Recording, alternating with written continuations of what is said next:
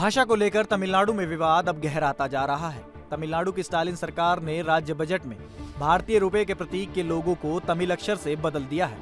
ऐसा पहली बार हुआ है जब देश में किसी राज्य ने रुपए के चिन्ह को बदला हो। स्टालिन के इस कदम के बाद वे बीजेपी के निशाने पर आ गए हैं। स्टालिन का ये कदम ऐसे समय में आया है जब आधिकारिक संचार और दस्तावेजीकरण में क्षेत्रीय भाषाओं का उपयोग विवाद का विषय रहा हो। इसमें डीएमके ने स्थानीय भाषाओं पर हिंदी थोपने का आरोप लगाया है। अब सवाल ये उठता है कि क्या राज्य के पास इस तरह से रुपए के चिन्ह में बदलाव करने का अधिकार है?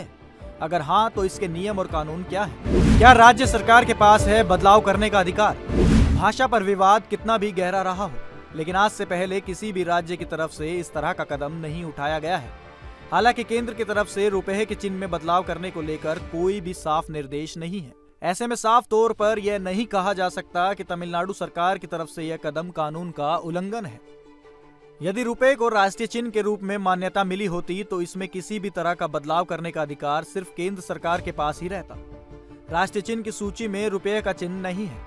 राष्ट्रीय चिन्ह में बदलाव करने के संबंध में भारतीय राष्ट्रीय चिन्ह दुरुपयोग रोकथाम एक्ट 2005 बना हुआ है। इस कानून को 2007 में अपडेट भी किया जा चुका है। एक्ट के सेक्शन 6(2)(f) में इस बात का जिक्र भी किया गया है कि सरकार राष्ट्रीय प्रतीकों की डिजाइन में बदलाव कर सकती है। क्या कहते हैं एक्सपर्ट्स? कुछ एक्सपर्ट्स का मानना है कि जरूरत पड़ने पर केंद्र सरकार के पास राष्ट्रीय चिन्ह में हर वो बदलाव करने की शक्ति है जिसे वो जरूरी समझते हैं। एक्ट के हिसाब से सिर्फ राष्ट्रीय चिन्ह के सिर्फ डिजाइन में बदलाव किया जा सकता है, पूरा डिजाइन नहीं बदला जा सकता। तो वहीं कुछ एक्सपर्ट्स का मानना है कि केंद्र सरकार के पास सिर्फ राष्ट्रीय प्रतीक के डिजाइन में बदलाव करने की ताकत नहीं है, बल्कि वो पूरा राष्ट्रीय प्रतीक भी बदल सकते हैं।